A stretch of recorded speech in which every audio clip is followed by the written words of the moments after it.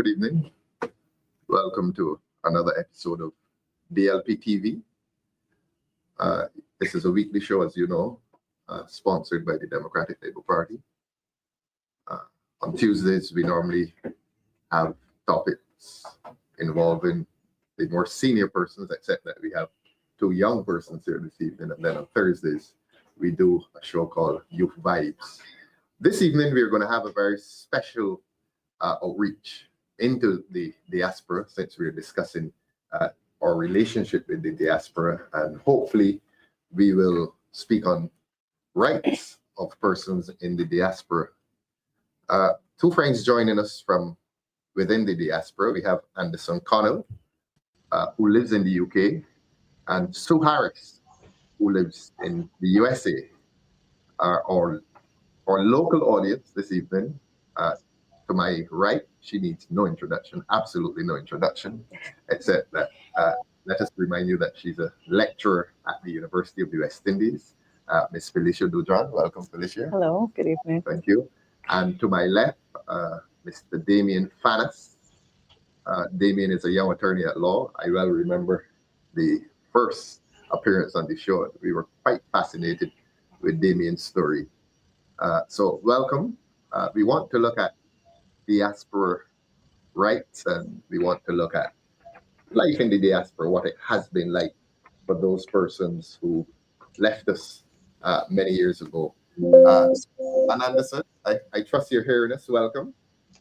Yes, I'm at. Good evening. Hearing you clearly. Sue, can you hear us? Yes, I can. I think Sue is muted. Sue, I don't know if you're hearing me, but you're muted. Oh, we're trying to do that from our end department. You're muted, Sue. Yes. Yes. Sue, you're hearing us yet? I think she may be unmuted now. All right, we'll give Sue some time to become unmuted. Let us start with Anderson. Anderson, we're going to ask some broad questions. Life in the UK. I hope you don't mind me asking how long you've been there. How have I been doing? You've been in the UK. Well, the UK has been pretty hot recently. Apart from today, we've had some rain, but we're doing well. Okay, thank you. Is Sue unmuted as yet? Sue, you're smiling very sweetly. But yes, can you hear me now? Yes, thank you. Thank you. So that we're beginning on the diaspora. Okay, that will be the first part of the show. And we want to welcome. Hi, Sue. Now? Good night, everybody. Yes, and to Good Felicia. night. Good evening. Thank you. Thank you. One of the introductory and standard questions. What's the weather like? And to the other panelists. What's the weather like, Sue? I don't think Sue is hearing us. And one of the other polite it's questions. Beautiful today. It's nice and warm. It's a really beautiful spring day here. Excellent. Excellent. I think she may be delayed. All right, we'll work on that. Anderson, what's your weather like in the UK? Yes, we're hearing you. Sorry, can you repeat, please? What is your weather like? What was your weather like today in the UK? Today it was a little bit rainy today. As I say, we had a little bit of sun started in the morning, but as the day went on, we started to get a little bit of heavy showers. I didn't mind the showers because I started doing gardening, so the showers were pretty good for the gardening. You're sounding very English, Anderson. Gardening. I started doing some gardening, yes. So the rain was good for the gardening today. See if we have. So you're doing some gardening too? Good. Okay. All right. Tell us about life for a Barbadian. So we'll start with you this time. Let's go, ladies first. Tell us about life in the US diaspora for a Barbadian?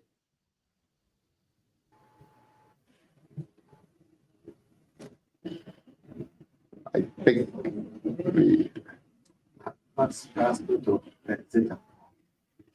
so you may have to, our director is telling us that you may have to exit and come in again.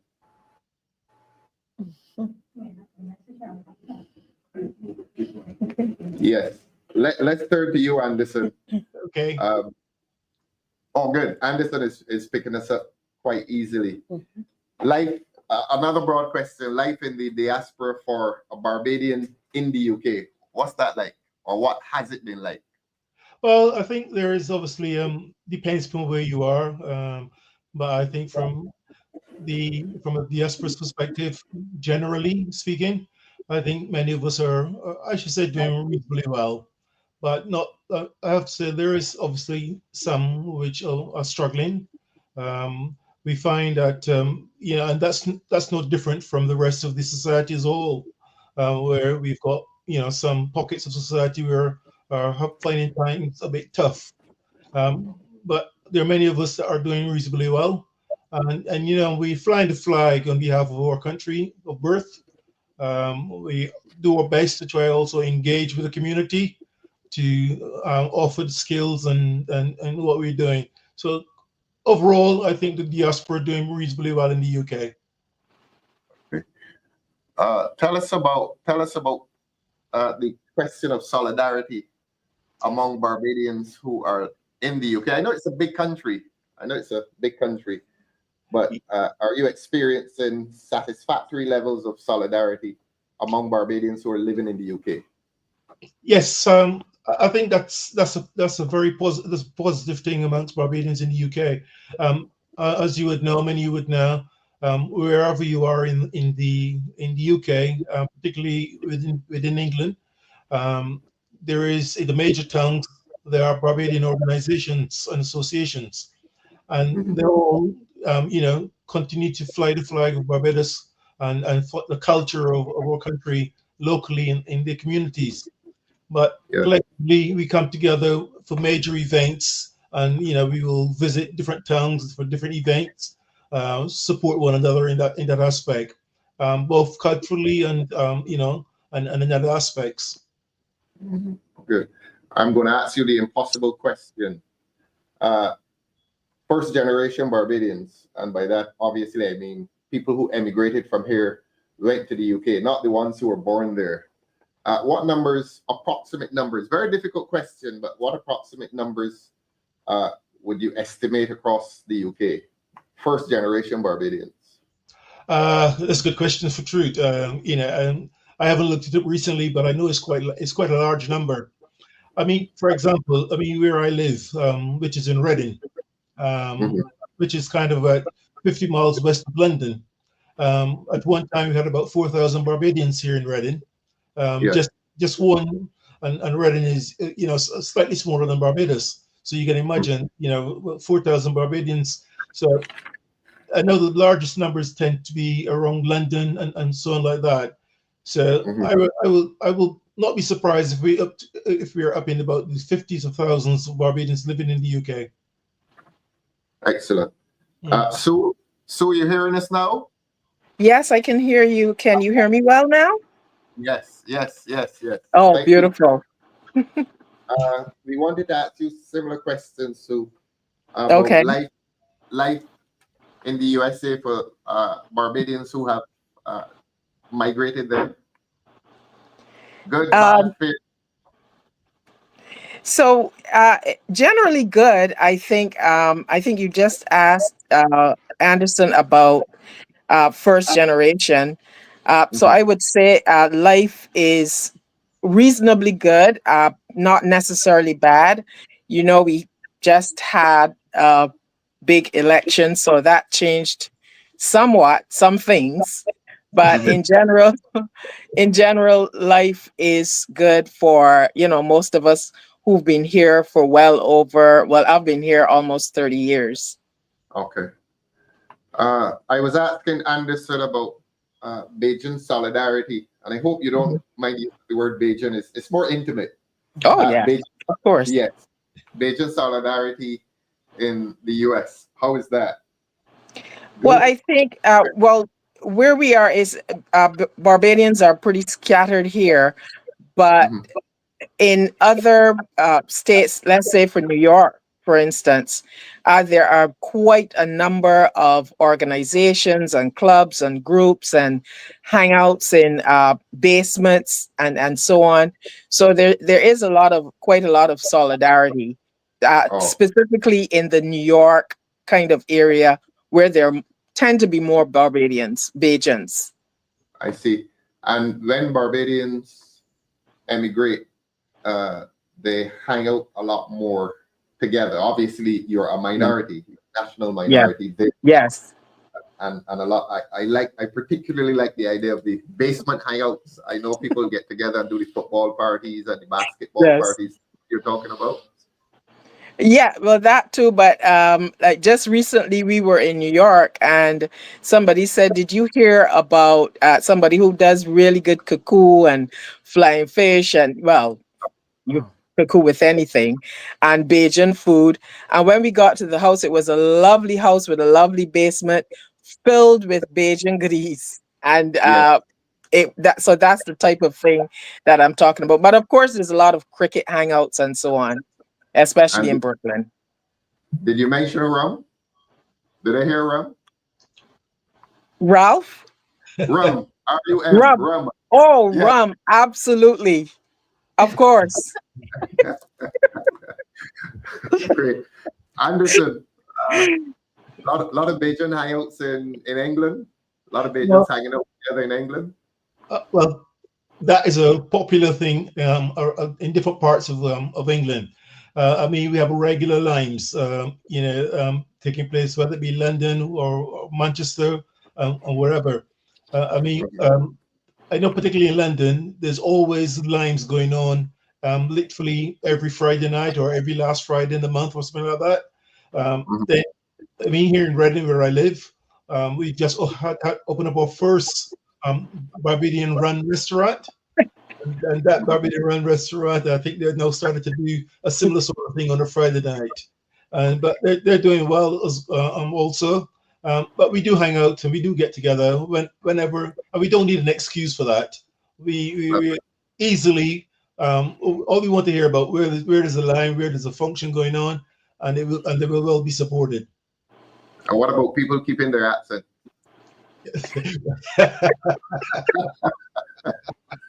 Well, let's put it this way: if you can't get rum in the venues, you get it at someone's house. I'm talking about accents.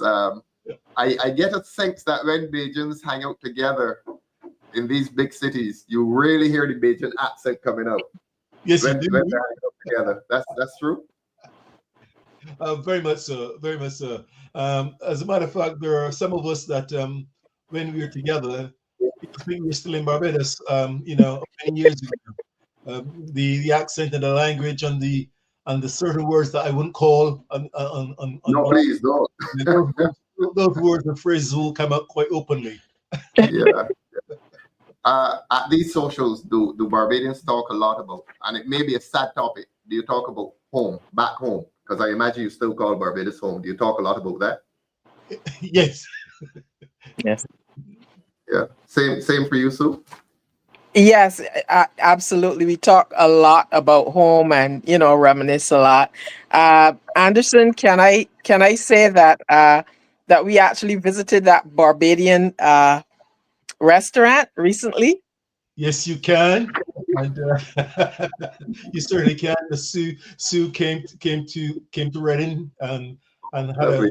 a lunch with me at that restaurant. Sue and her Yes. husband and family, and I think you enjoyed it. Did you, Sue? Yes, we did. The food, I had cuckoo, and it was really, really good, like back home, like home. It was. Okay. Permit me then to turn to our resident panelists for a very short while. And I want to ask them the pertinent question. Damien, you first.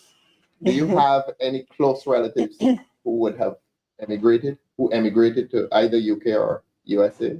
My grandfather, Your grandfather? my grandfather, Uh-huh. God rest his soul, Don the King. We want to be able to hear you a little bit better. I know you're shy. Yeah. I think you need to be a little bit louder there.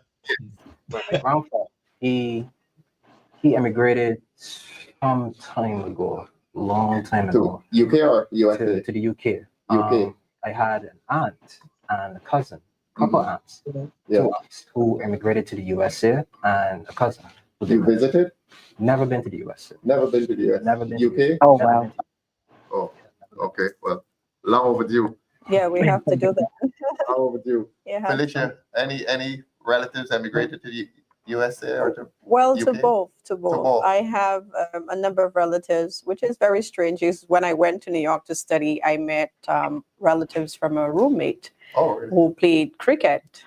I do have a family background, of course, my last name, but we have a lot of cricketers in my family. And so I met a number of family members in New York. The majority of my other family is in England, but my father, since he's also we have a lot of relatives in Cayenne, you would find a lot of them in France or Martinique or Guadeloupe. Yeah. Back to you, Anderson. Felicia drew me on to the topic of cricket. And I know that I spoke to a Barbadian who subsequently relocated to Barbados. And he once told me that it was cricket around which people coalesced when, especially that 1966 tour, that tour really brought Barbadians together and West Indians together in England. Yes. Our 3-1 victory on the cigar field, Sobers, in 1966. The role and the importance of cricket in the lives of Barbadians in UK. Anderson, tell us something about that. That is still very much one of the if you like, the binding stones of Barbadians here in the UK. Across every year, there are normally a couple of major cricket events that take place. That brings together Barbadians from all, and as not just Barbadians, but other diasporas as well from across the UK to attend these events. I mean, for example, just recently there is a National Council of Barbadian Associations.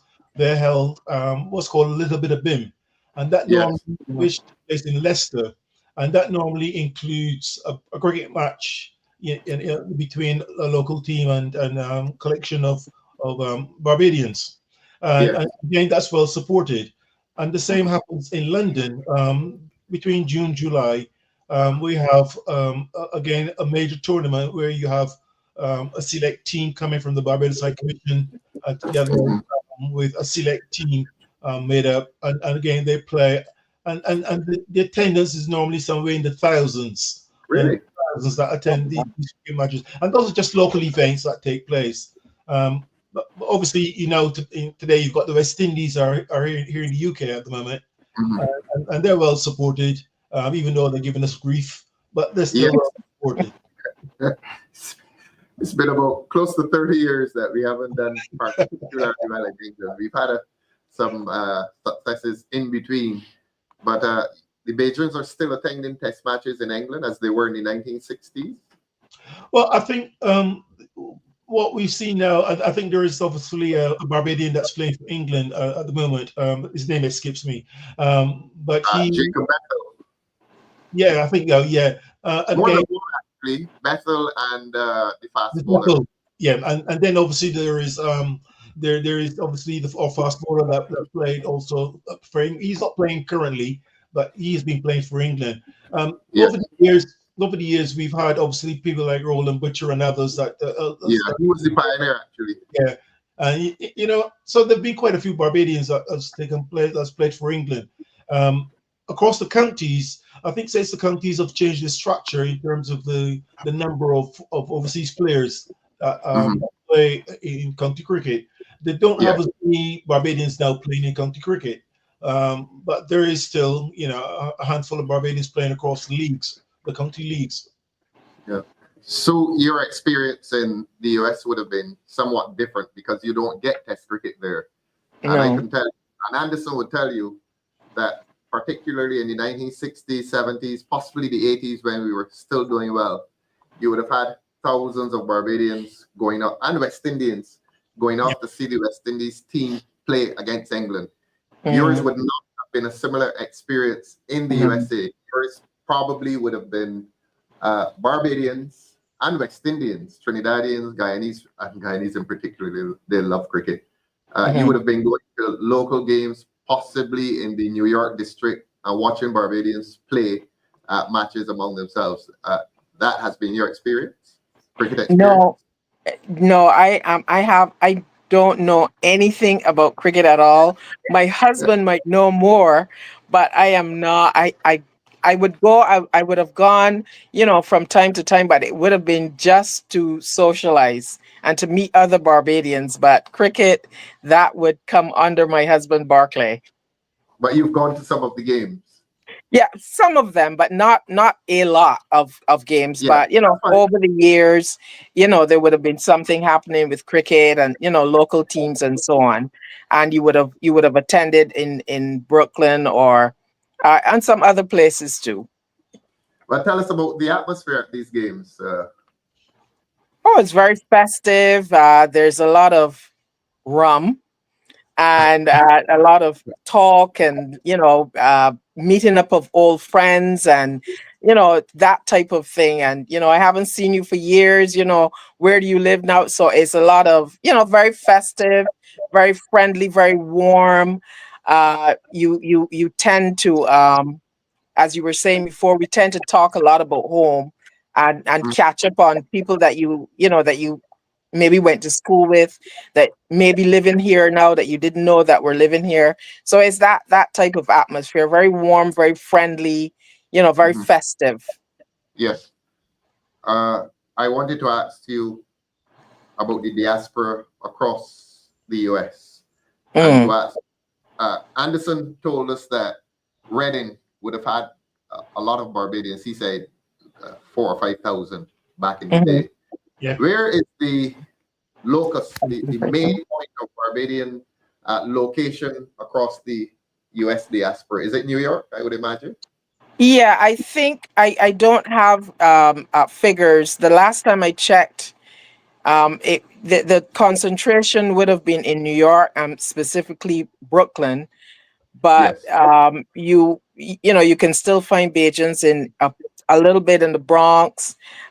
In Connecticut, you'll find a concentration of Barbadians. The DMV area, that's Delaware, Maryland, and Virginia. In that area, Miami for sure. Really? Fort Lauderdale, there's a quite a big concentration of Barbadians. So you were asking about numbers. I think the last number I saw could have been between maybe close to 10,000. Okay. You left out my favorite American city. Where's that? Well, you left it out, so obviously it's not yours. Down in Georgia. Oh, Georgia. Oh, okay. Yes. Yes. Actually, yes. And I understand you're having Barbadians who are leaving New York and retiring in Atlanta. Is that? Yes. Is that? That was a trend prior to COVID. I don't know if it's still a trend now because some people went down there, then they came back. But yes, that was a big trend, going down to retiring in Atlanta. Yeah. And actually, quite a number of young adults, young professionals were going into Atlanta as well. Now, England has tended to be a place of earlier occupation that would have started, as I said on a previous occasion, when Russia in 1950-51, right? The Barbadians would have gone to New York a little later, I think, although you had some going before that.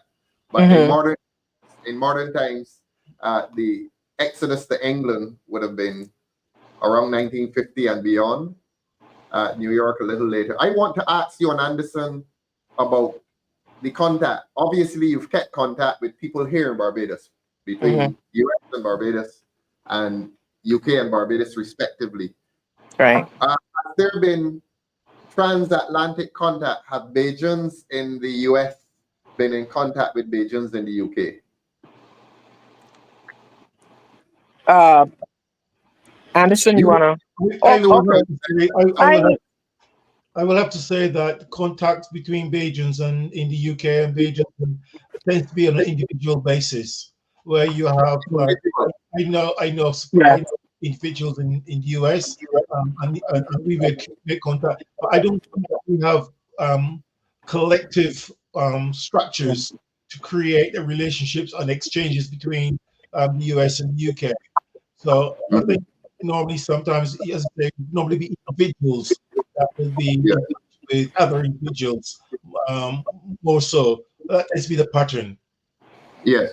Yeah, Your experience too? yeah, I agree with Anderson. Yeah, it's individual and it's more uh, based on if you have relatives there in England that you tend, you would tend to stay in contact.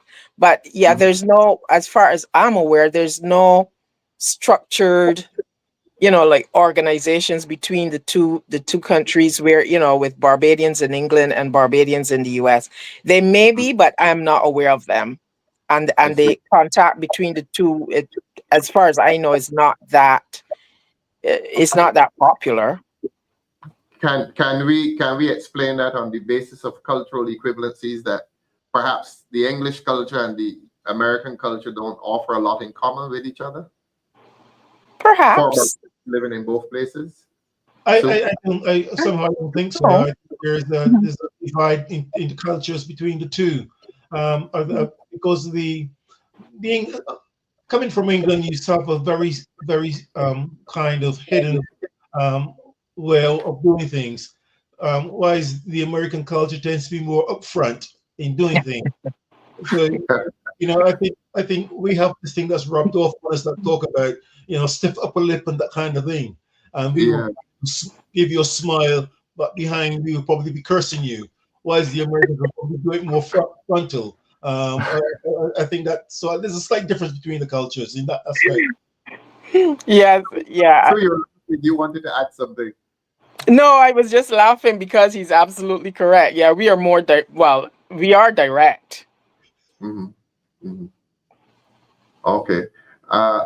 I wanted now to take it a little more serious. Okay. In our central bank reports, the bank normally calculates as part of our national income money sent back from England and the US, and we're very, very grateful for that in Barbados. Is this something that is still happening among Barbadians in the UK and in the USA? We call them remittances. Remittances, yeah. Sending monies back to relatives who are here. It must be significant that the central bank calculates it. From the US perspective, yes, there is still that we do still send money home, to our families. We do, and we do the the barrels and the boxes and so on. So yes, that is still very prevalent. Sending money back home and taking care of your relatives. Yes. Yes. Anderson, same UK. I think over the years, I mean, when I came to England in the 70s, the early 70s, I know it was something that was always talked about, sending remittances back home to your family and whatever. But over the years, I think Barbadians in the UK quite a lot have actually, some have resettled back in Barbados, some have purchased property or land or whatever in Barbados. So they tend to send their remittances more for the upkeep of their properties or whatever in Barbados. I don't think the trend of actually sending large remittances back is as it was previously. But bear in mind now we have a lot of offspring, and offspring have grown up now, even though that they have this connection with Barbados, they're not in the same mold as their parents or grandparents of sending remittances. Plus, on top of that, the society here is a struggle in itself, like most places. So many people are finding it just as tough to survive on just a little bit of income that they have. Remittances to Barbados is not probably as prominent as it used to be. Let's talk about this idea of home. You're in the USA and you have these lines together, these Barbadians who get together. Same in the UK. you have these lines, Barbadians getting together, and you talk about home.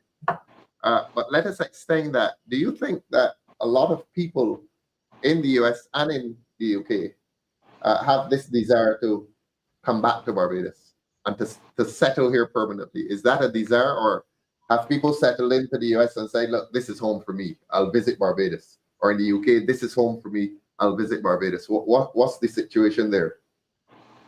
You go first, Sue. Okay.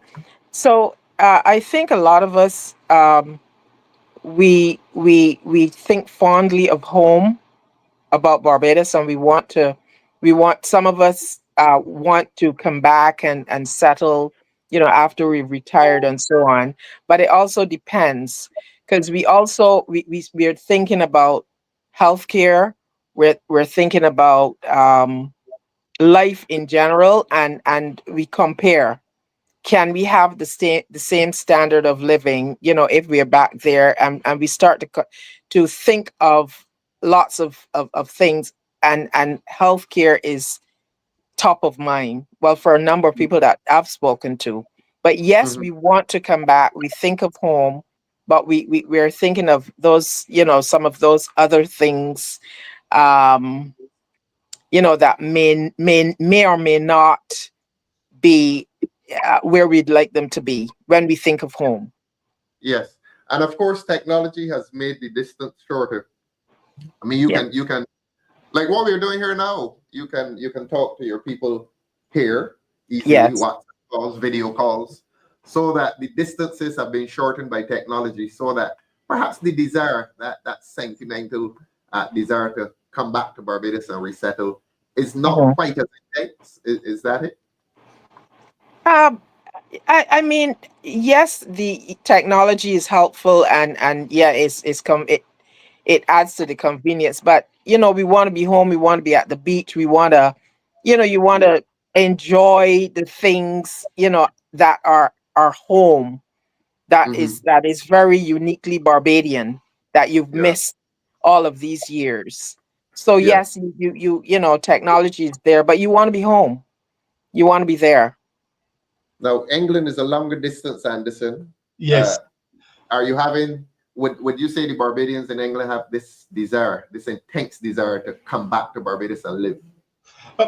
I mean, over the years, what I've seen is that there is obviously, as we reach retirement age and so on, there is many Barbadians that I've met and I'm heard of that wants to return back to Barbados and resettle, in their later years. But there are always the challenges, and I think you've already highlighted some of them, and quite a few that I know who've resettled ever so often. They're back here for one reason or another. And basically, the challenge is obviously fitting in with some people who've lived here for 30, 40 years. And they find that some of them get back and and some of them go back obviously with the mindset or, that of how they left Barbados. And basically, when they get back, some of them are obviously, taken aback by what they're finding. This is a changed society. And so they find it, some of them find it difficult. But I do not think that there is a large, if you like, migration of Barbadians back to Barbados, I should say. And I think what we now have to look at is probably maybe our offspring. They may want to say, well, look, can I go now settle in Barbados? So some offspring are now actually taking up that opportunity to go and settle in Barbados. And quite a lot of our elders are, for whatever reason, are not taking up that challenge as great as they used to in the past. There are many reasons for that. Probably haven't got long enough to obviously go into those reasons. I mean, for example, I was speaking to a couple of gentlemen only last week. We're talking about going back to Barbados, and the first thing that they said to me, no, the crime only got me. They're concerned about the crime. Barbadians are concerned about what's happening in Barbados at the moment, particularly around crime and so on. And I think the other area, as you mentioned, is around healthcare. Healthcare here is it's a challenge also, healthcare, but in terms of esteem, getting healthcare needs are much easily met here than it can be in Barbados. And sorry, if I Yeah. can add to the other thing that we also talk about a lot is the ease of doing business or the difficulty of doing business and getting things done when you're going back home. That's also a challenge.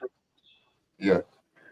Uh, I wanted to say something about coming back here, because it is likely that if you're away, let's say 15, 20, 30 years, you're probably still seeing Barbados through, as they say, rose-tinted glasses. And then perhaps you come back to Absolutely. Barbados, and as Anderson said, there's the crime, there is the decline in healthcare. Are you finding that you're coming back and seeing a different society and not in a good way? But when I Yes. go back, personally, when I go back, I really haven't got a problem going back to Barbados at any time at all. I always feel comfortable.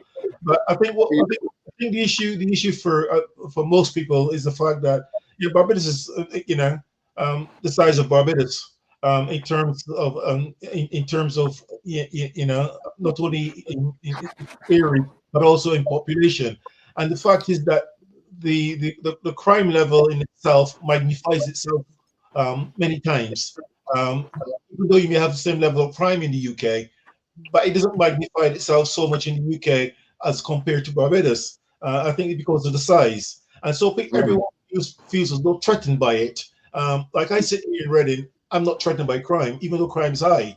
In England, that's because I feel that I'm sufficiently far enough from it not to be threatened by it, even though that I'm always at risk when I go out. But I think in Barbados, you're more at risk because of the density, the close density of the population and so on. I wanted Yeah. to ask the question then to both Sue and Anderson.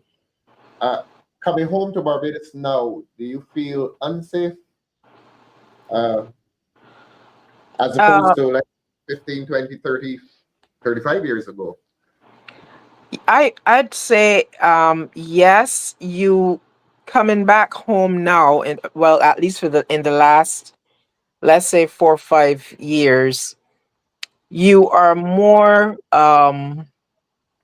you feel a little bit, you're uneasy, Yeah. and you tend to plan your outings in a very different way than you would have 5, 6, 7 years ago. So, for instance, if you're going, let's say you're going to something at in Kensington, we actually plan where we're going to park, how we're going to park, and like map it out. And we wouldn't have done that before. So Yes. you're feeling a bit more threatened, or you Yes. feel like you have to be. I mean, you always, anywhere you go, you'd have to be careful, but you feel it's not, there's definitely a change. Right. There is that change, and you tend to plan your outings in a different way. Since I, the yes, I, Anderson. I really don't have a problem when I'm in Barbados. What I do find effectively, you're exposed and your minds are open to it because of what people are telling you. Yeah. So I mean, I'm not afraid to go anywhere. But however, when I'm there, I will always be told, be very careful where you go. So you always get that message in your head telling you from someone else, don't go there, be careful where you go there. And so you're much more cautious, if you like, in traveling Yeah. around.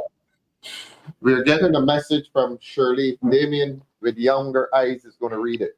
Okay, so this is from Shirley. I have been coming home every year for the past 40 years, and it's not the same. Yes, I'm afraid, especially at night. Even during the day, I try to be vigilant. Sue and Anderson, you heard Shirley? Yes. Every year for 40 years. What's your comment on Shirley's perspective? Well, I think that, as I said, everyone will obviously see things differently and have different experiences, and that is actually not dissimilar from stories or I have heard from others. So I think it is the individual in how they feel where they are. It's also the media Because, for example, if I pick up The Nation and I turn the page or Starcom, literally every page is about crime. So they Yes. publicize more crime in the paper, so that makes you more scared because it Yeah. tells It you puts more your crime going on. There's no good stories as such being published in abundance. It's mainly yeah. crime in abundance. It's published on these media outlets.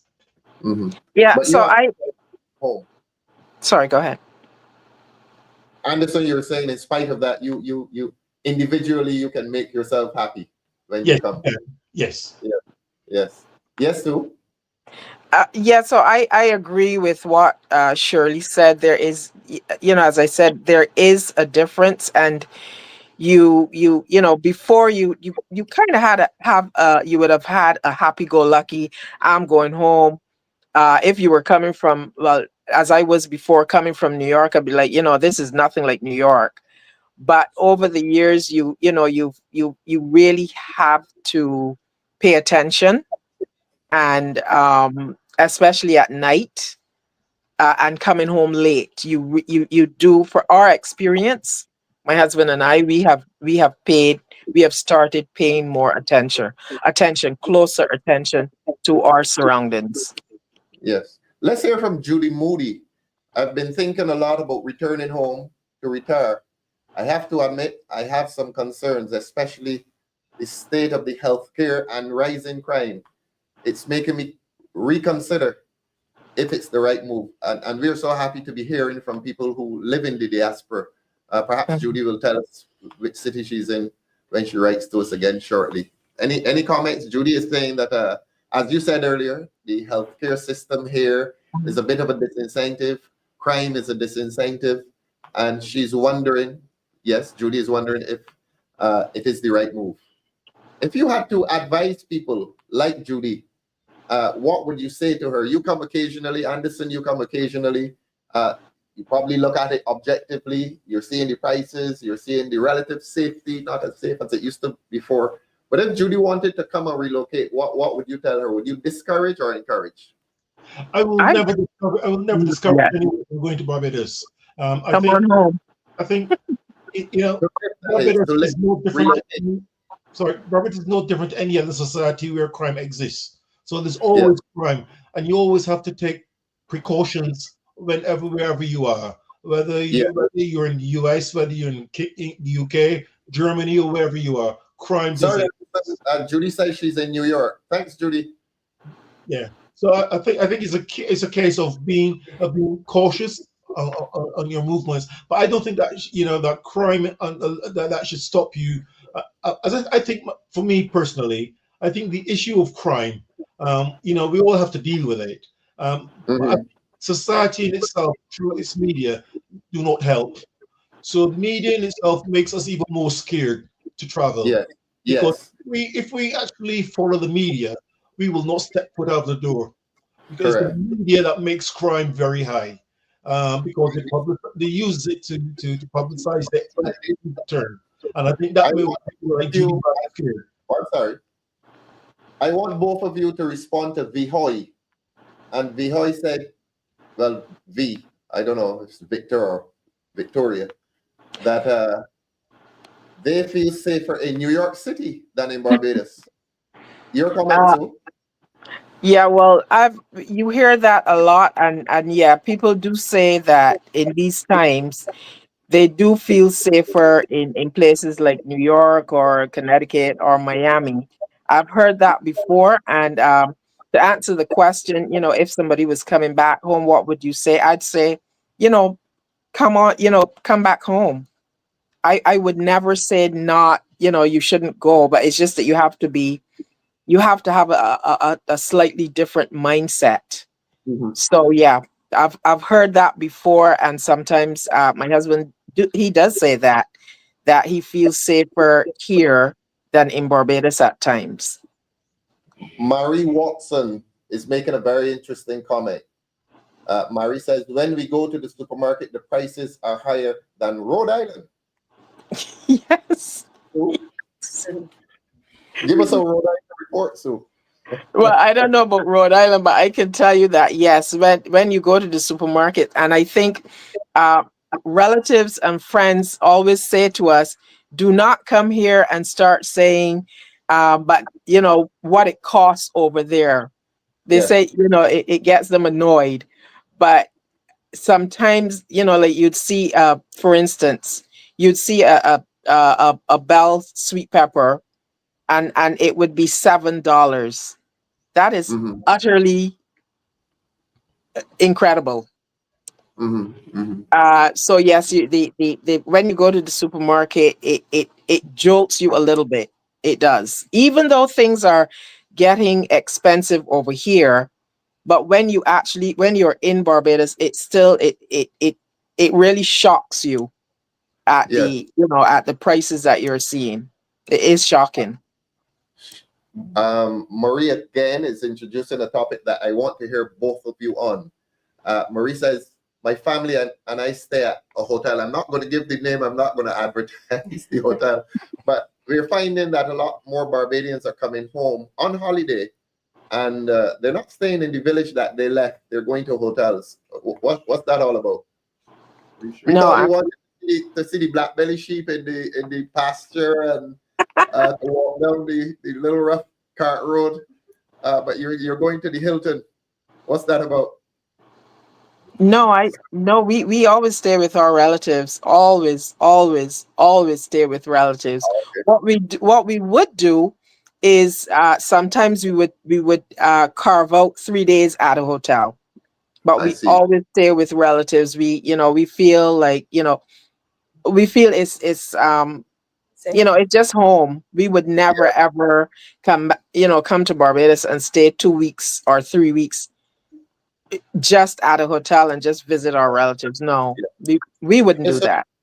Anderson, you go back to the village, or you're at Sandy Lane. Well, give me all the money. I think I'll prefer to stay in the village. Lovely. So I quite often, I think it's only one occasion we came back to Barbados, my wife and I, and we actually stayed at the Crane, and that was for a particular reason, because we were going down to family wedding and so on. But generally, I always stay with the family or between family and friends. Yeah. You can't beat the experience of staying in the village. It's nice staying in the hotel if you want to be pampered and don't want to do anything, or just wants somebody to make your bed up for you, things like that. If you're lazy, you're not going to get the same. You're not going to get the same comforts in terms of conversations, Yeah. and so on. But I like the village. Yes. Lovely. I want to go to a topic. So you wanted to comment as well? No. Mm-mm. I wanted to go to a topic that includes Felicia and Damien here. And it's been a very controversial topic around here over the last 2-3 years. This question of voting rights for people in the diaspora. Should I begin here at this table? Damien, what's your views on people in the diaspora exercising or asking for the right to vote? I think it's a right that should be granted to them, because you want to maintain that cultural connective tissue. Yes. Because maybe you've moved over to the UK, you've immigrated to the US. That doesn't mean that you're divorced from what's happening here in your country, and you want to have a say. So I believe that there should be some form of avenue where those persons can exercise their constitutional right as a Barbadian to vote, even though that they may not live in the country anymore. Thank you. Felicia? I think it's interesting, controversial topic. It is controversial. Why? Because we want to know the parameters. Because you're not in the country itself, we want to not put any person or the constitution itself at risk, because you do not want anyone interfering with the elections or anything of that nature. It is their constitutional right. I think they do have that right, but we have to ensure that the provisions are, I think it's transparent. Yeah. If it's not transparent, people may assume that it's not legitimate. So we have to find, with technology, we have a government that speaks about computerizations of everything else. I think if we have consulate generals in every location, we have consulates, we have embassies in those countries, I think we can set up something where it is legitimate. I think if there's a sense of transparency where our citizens, regardless of where they are, can participate. I think it's a constitutional right. But then we have a government that deprived people from voting during COVID. So it tells us that, those kinds of anomalies it has to be, and it is a question I wanted to ask. How do our citizens in the diaspora, do they come home to vote? Are there any kinds of mechanisms in place for them? Do the government provide any kind of provisions for them? Because during times of elections, we hear in other countries, people take number of flights booked just to come home and vote and return back to whatever respective country. So I think it's something that we as a government, an incoming government, we have to think about. When you think about persons in the US having 4,000 persons or 10,000 Barbadians, I think these are issues that we need to think about. If our citizens are sending remittance to us, they're providing that kind of intervention, financial intervention, then why are we depriving them of political participation? I think is something that we have to seriously consider. Okay. So I'm going to come to you on the understanding that an American anywhere can always vote. Wherever he or she is, they can vote. You've heard Damien's view, you've heard Felicia's view. Your view on Barbadians in the diaspora being allowed to vote? Yes or no? So, short answer, yes. And I think for the reasons, some of the reasons that Felicia outlined, I think that, we participate, we send our remittances, we are, we are there as a backbone for our country. And I don't see, I don't understand, any suggestion that we should not be able to vote in our country. I think we absolutely should vote, and yes, with parameters or with guidelines and so on. But yes, we should be able to vote. Yeah. Yes, thank you. Anderson, you're on the yes team or the no team? Well, I have a very strong view on that particular issue in terms of voting, because remember a few years ago we had this particular commission for the constitutional reform came to the UK, and basically to seek the input of Barbadians living in the UK, and I actually authored a paper submitted by Barbadians, a number of Barbadians here in the UK, to the commission. And in that report, we clearly state the voting in the new constitution, the voting rights to Barbadians living abroad should be enshrined in that constitution. Thank you. Felicia used the word parameters. So I want to ask Damien, should there be conditions set, like property ownership, limited residency requirement? Let's say you have to be here 3 months in every year, or you must have a property here valued at above X amount. Do you think it should be conditional? No, I don't believe it should be conditional. I believe that once you are born here, that right is enshrined as your constitutional right to vote.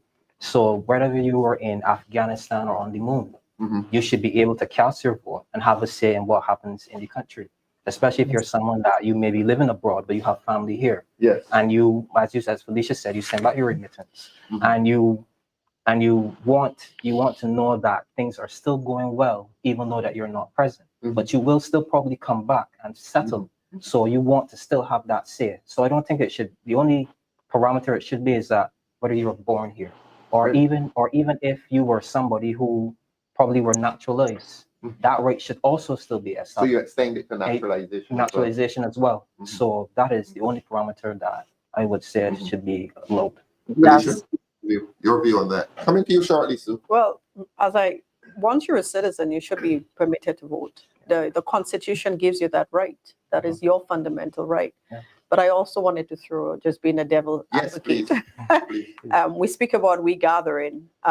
the question is, what is the role of the embassies? What are they doing? What is their role? What is their specific roles in terms of how do they assist citizens? Are you only assisting them to get passports? What is their essential role? And I think these are the kinds of questions, because we're seeing a government that is opening embassies in different countries. Yes. And we want to know what is the specific roles of our members, in those countries. So these are the kinds of questions I think it's important, because we are funding those embassies. We are funding whatever country that we are in. So we're funding them, but we want to know how are they being of service to our citizens in those countries. And this is, I think these are the kinds of questions that we need to ask, because right now we're seeing those embassies are really facilitating regathering, FET movements and things of that nature. And I remember there was a specific one where they had the Barbados Labour Party logo on a national matter. So these are the kinds of questions I think we have to really seriously consider when we think about foreign kinds of intervention for our citizens. We cannot just treat them as individuals, as citizens out there only when we need them, but facilitating the fundamental and constitutional rights. I think it's something that we need to think about. I think the foreign ministry has to look at that more seriously, because they are our citizens. We're not just there to give them passports or if they die or something like that, or something of that nature. I think there are more very serious permanent issues that we can look at in terms of how we can facilitate that kind of linkage, because you cannot be a citizen and you can't vote. It doesn't make sense. It doesn't really make sense. So I think we have to think very critically on that. Thank you. Sue and Anderson, we are coming to you on that, but I'll introduce it to you by telling you what Vihoy is saying again. And Vihoy, thanks for your activism on the program. Vihoy agrees with Damien that there should be no condition. If you were born in Barbados, that is it. You should be allowed to vote. You go first, Sue, please. Yeah, I think the idea of requiring, something like ownership of land, that starts to get that scent of slavery, kind of like you have it doesn't well, sorry, it takes you back to the day you had to own property in order to vote in Barbados.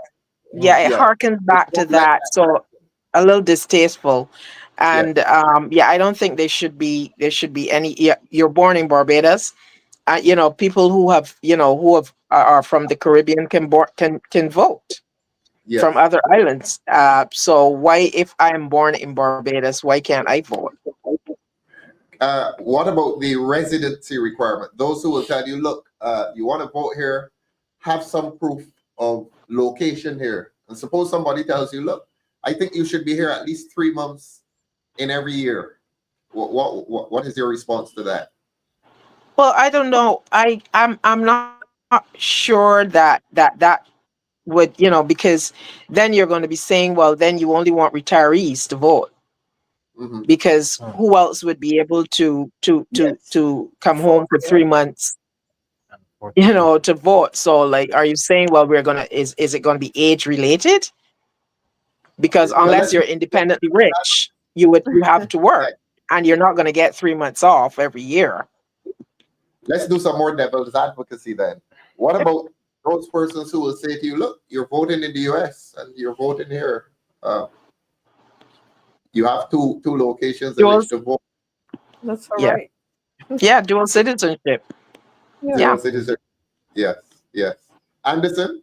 Yeah, I mean, I feel strongly that if you're born in Barbados and you're a citizen of Barbados, that gives you the right to vote regardless of where you reside. I don't believe that there should be strings attached or conditions attached to say, like, you must own this, or you must have this, or you must be here for X amount of time. I mean, if that was the case, I'm sure that other countries would do that. Other countries where they actually allow the foreign citizens to vote, there are no conditions put around them apart from them being citizens or of that particular nation. So I really I will always advocate and for the right for a child or a person of birth of Barbados to be able to vote regardless of where they reside. Shirley is saying, she agrees. Yes, we go on. let me read Shirley first. Shirley is saying, I was born and grew up there. I should be able to vote. Yes. Yes. There's something Yeah, and- there. I don't see, and I believe. I mean, at the end of the day, I mean, if we look at this and take this in a slightly different way, and I know we can't compare Barbados with France or anywhere else, but if you're born in France and you travel and live somewhere else, you're allowed to vote. The same is true if you're German. You're allowed to vote. Yeah. The same is true with the US. You're allowed to vote. I know they're all larger countries and different things to that of Barbados, but we talk about democracy and the right of birth. And the right of birth should enshrine you in the rights of that of the constitution of the country. So you still have the right to vote regardless of wherever you live. I don't know if you can see what Vihoy is saying. Vihoy is saying, I can't be a citizen of Barbados only when the country needs something from me. I'll come back to our resident panel here. Damien, you want to respond to Vihoy? I wish Vihoy would tell us his or her name.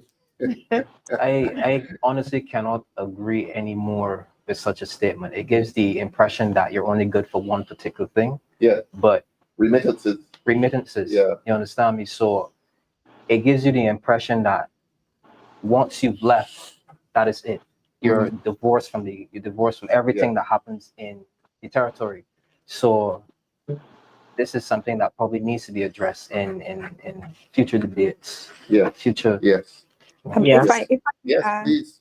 Felicia, then we come back to you. I think one of the other concerns that we have, because of the way that elections is called, we do not know when an election is. It is solely based upon one individual who gets up one day and decide this is where, as opposed to having very clear dates as to when we have elections. So there are countries where they're specific. We have an election every 5 years on a Tuesday of that month. As opposed to us, is very arbitrary. And I think that's important. So if we knew when election would have been called after 5 years, June, the second Tuesday or the third Wednesday, then perhaps our citizens in the diaspora would be able to make preparations. So they know every 5 years around the same time, this is election day. So I think these are some of the concerns, and I think it was in the report as well, that we need to have those dates. It has to be clear that we know exactly what. It cannot be left up to one person to decide on when election is called. And I think those kinds of avenues, those kinds of recommendations must be taken seriously, because it gives persons the time to prepare. Okay, if it's 5 years and this is the date, then they prepare for that date and make kind of provisions for it. So I think these are some of the concerns we can look at as well. Thank you. Nigel Newton is asking a very interesting question, and it's not unrelated to what we're discussing. Nigel is asking, do you think we should have an Alien Land Holdings Act to prevent the ownership of land, to protect the ownership of land by Barbadians? And the corollary of that, obviously, those pieces of legislation normally prevent non-citizens from owning land. When I was studying, I know St. Lucia had such legislation, Felicia. Yes. And Trinidad, I think, had it as well, that land ownership was restricted to citizens. That has changed. It has changed. Yeah. Well, you have citizen by investment now. Oh, yes. So that, yes. so that you can pay for that now. I think the answer to Nigel's question will be easy. I doubt anyone will propose that we have alien land holdings legislation to prevent ownership of land by non-nationals. It certainly has been one of our investment strategies here in Barbados, to attract people to invest here. So you have to give them the right to own land. And any comments, Sue Anderson? I think that similar to something like what Anguilla has, I think they have something where you have to own it in conjunction with a citizen. I'm not sure. Are you familiar with that, Ralph? Not sure, Sue. I'm not sure about Anguilla at all. Oh, okay.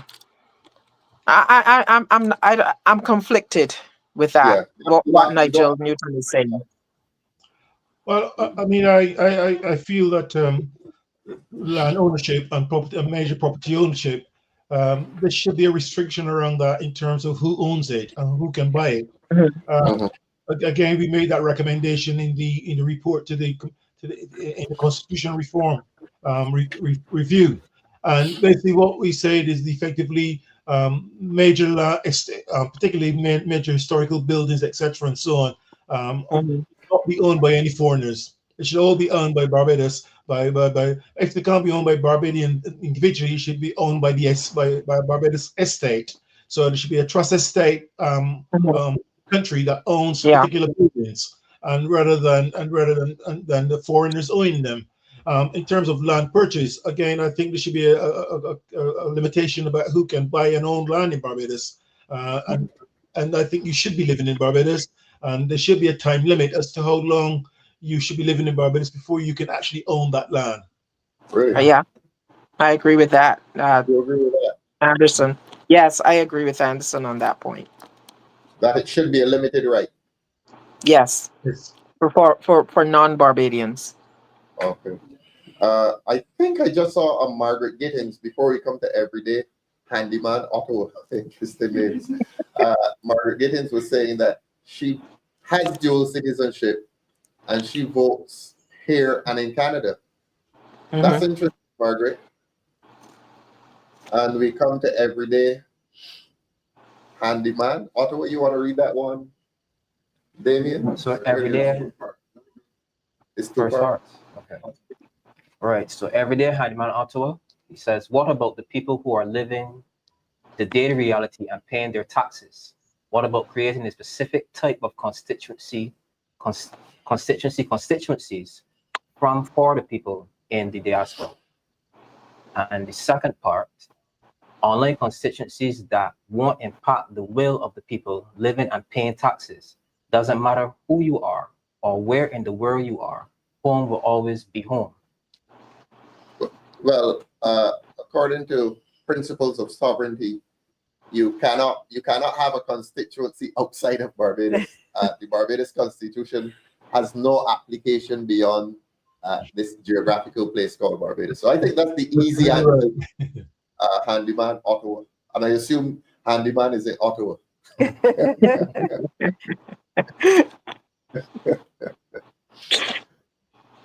Behoy again. You want to? Or Max? Oh, Maxine McLean. Let's hear Maxine. From Maxine McLean, does anyone have a realistic estimate of the size of the Barbadian diaspora in the UK, the USA, and Canada? I suggest you do a bit of the research on recent census data, compare those of voting age. Maxine, we discussed that earlier, and Anderson tried to do an estimate, certainly of the population in Reading, and I think he said it was 4,000. But I think that census data may be beyond this panel that we have here. You're talking about the originals, the first generation, and then the second generation, and then the grandchildren.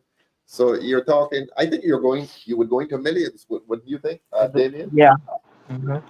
So you think you'd go into millions? Yeah, in the US for sure. Yes. Yeah, but Felicia is telling us that this is census data that the embassies Yeah, it should be done. or the consulates Should be should done. have, Okay. rather than just the mundane business of passports. It should be conducting a census. Sue, you think so? Yes. Yes, they could. Well, in the US they can get that information. Mm-hmm. You see, Well, Maxine is parts of making it. the point that if you introduce voting for people who were born here, you could have a situation in which more people outside vote than who live here. And that would create the kind of imbalance that you probably don't want. Excellent intervention, Maxine. Always the voice of reason. That let's say you have 150 New Yorkers voting, not living in Barbados, and 75,000 people who live here voting. And you get a government that's elected in New York. If I may add to Maxine's, if I can add to Maxine's comment. Yes, please. I think it's going to be difficult now to estimate the number of Barbadians living in the UK, and one of the reasons for this is that local authorities now do census, and they don't. As before, when they did the census would say which country you originated from. But unfortunately now censuses don't actually go down to country level or island level. Census only goes to are you originally Carbine? Are you originally Black Carbine? Are you originally, and so if you try to pick out from that census how many of them are Barbadian, that are it's going to be very difficult to do. So I think that the way that censuses are done now, and not every Barbadian here is registered with the Barbados High Commission. So again, the Barbados High Commission will have a challenge in identifying the number of Barbadians now living in the UK. And let us remind ourselves that Maxine was a member of the Constitutional Review Commission, and she says she actually interviewed Bajans in the diaspora, so that hers is hands-on experience, and she recognizes the practical and political problem of voting in the way that Damien is suggesting to us. Yeah, that we could have a government elected by people who don't live here.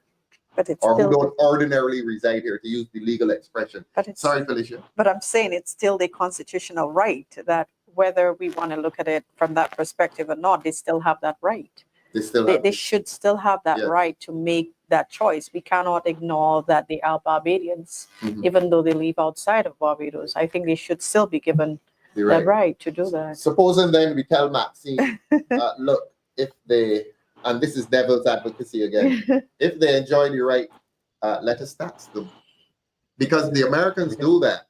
An American living anywhere in the world, they allow him to vote, knowing that they're going to tax him. So it has financial implications. I was going to read the comment from the Democratic Liberal Party of Barbados. What you can look at is the number of second-generation Barbadians who actually applied for passports and ID cards. Yes. Any comment? Yeah, I believe that is. I believe that sounds sound in it. Yeah, if I may say, here in the UK, I know that, and I will give a little bit of credit to the Barbados High Commission. They've been going around in the events that they've been having. They're bringing the actual passport office and the behind-the-scenes offices out to the community, where they're pushing the idea of getting second and third generation Barbadians to complete for citizenship. And to complete so that they can get passports and as well as ID cards. So there is a drive, I know, around the UK, as well as the Barbadian Association does try to push that as well to our second generation.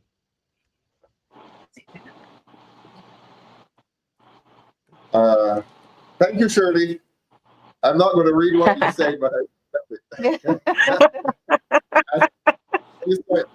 and just let's tell Maxine is telling us to make the correction. She was on the Parliamentary Reform Commission. Correct. And I mistakenly said the Constitutional Reform Commission. Okay. But Lemuel Tull will tell us that neither has come to anything. Sorry, Maxine. The government seems to have put both on a shelf. Although they were supposed to bring the Parliamentary Reform Commission business to Parliament last Tuesday, and somehow it disappeared. I have my own views as to why, but sorry, Maxine.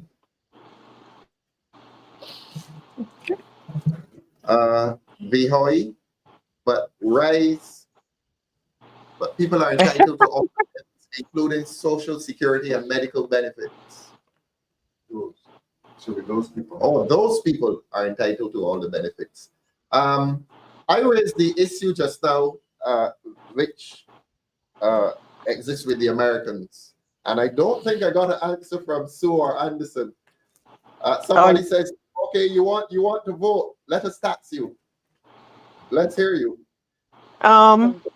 It depends.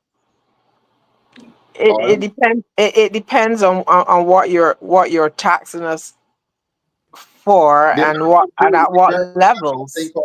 World income. Any income you make, any part of the world, you're taxable by the U.S. government as long as you're an American. That's correct. That's correct. Something equivalent. Should Barbados then do a similar thing, implement a world income tax?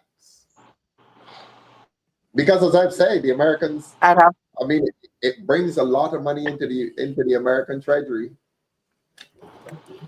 I don't know what that money is going to be used for.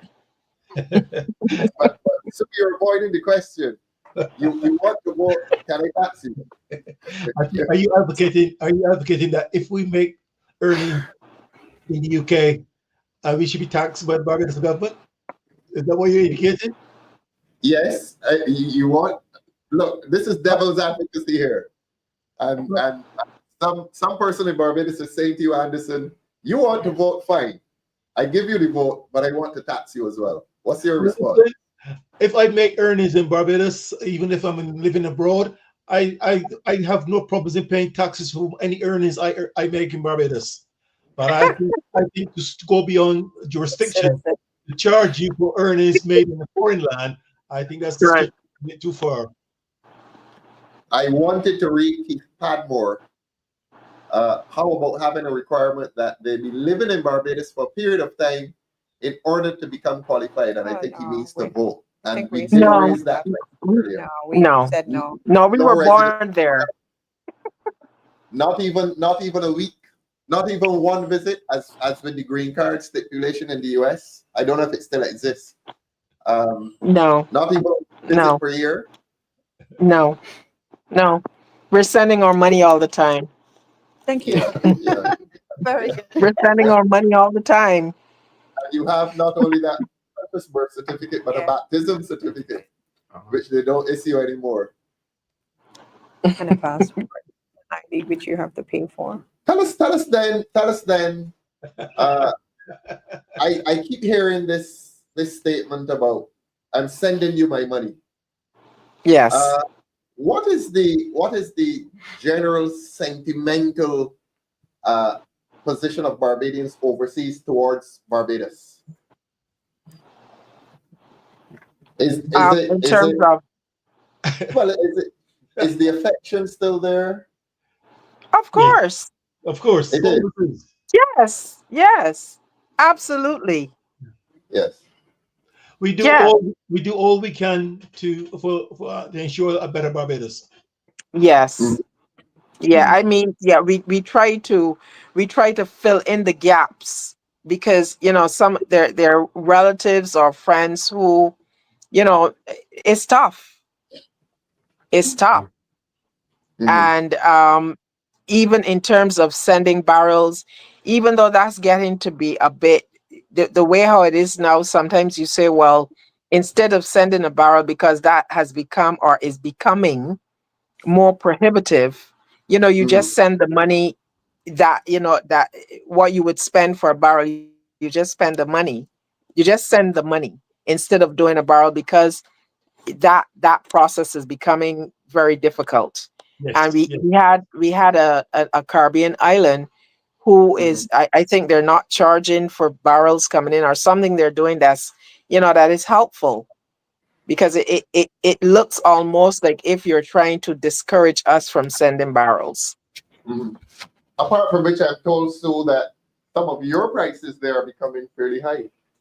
Yeah, So prices are becoming high, but when you do the calculations, it still might be better to buy it here and send it there because of the sizes. So you might get a 20-pound bag of rice. That's just an example, for $6, and family can share it up between two different houses. So that it is still worth it. Okay. You're on a political television channel here, so I'm going to read what Vihoy just said. We love our country. I don't like the direction it is going. Could you speak to Vihoy on that, please? We love our country, and I think Vihoy is in Toronto? No, New York. New York. Yeah. Okay. I don't like the direction it is going. Comment, please. Now, where would you start? I agree with Vihoy 100%. There are a lot of things that, I mean, yes, this is a political show. There are a lot of things Yeah, that but you we're can't seeing become that we don't political. like. You have to like. That's what I We're seeing things that we don't like. We mentioned crime, the cost of living, Yes. and I don't like that in 2025, the number of people you're hearing who are saying they're scared to speak out. Yes. That is a concern. You know, Yes. we grew up growing up in my community, we knew who were B's, we knew who were D's. They would, kind of cuss one another at election time. Say what they want. I didn't agree with this one or that one, but you were free to disagree or to don't like the other side. And but there was no, I have never seen this level of fear in Barbados, and that is very, very concerning to me. I don't like that, the direction that is going, because I've never seen that. You were always, it could be heated arguments, or maybe you wouldn't speak to your neighbor for, a little bit or something.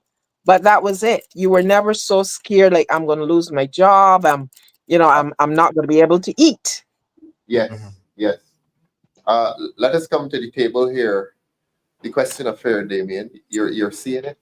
I'm seeing it because I realize that politics now in Barbados has become very tribal. Tribal. Yeah, it's the tribalism has I think it's grown as social media technology has gotten more advanced, because now not only do you see individuals who fear being for retribution in regards to the way their political leanings are. On social media now, you can be made fun of. You could get clipped up, made a meme. Bullying. Bullying. Internet bullying. Yeah, the internet bullying is on a different level now. Yeah. And some person they don't even need to know you. They just need to know your political leaning. Yeah. And as soon as you give your opinion on something, you're dismissed. And then probably just made a meme of funny video, something. So that it's used to in a sense silence you. Yes. So yes. I've seen the tribalism. I've seen it, and it's growing more and more as social media gets more rampant. And I guess that is why individuals are afraid to speak up, and probably even afraid to get involved in elected politics. Yes, yes. And I wanted to say, Damien, I read a comment from Lemuel Tull some minutes ago, and Lemuel was telling us about the cybercrime bill. And listening to you, the cybercrime bill, to my mind that the government attempted to criminalize people for exercising their right to freedom of speech. You came back just in time, Felicia. Cybercrime bill, educators, you're against it.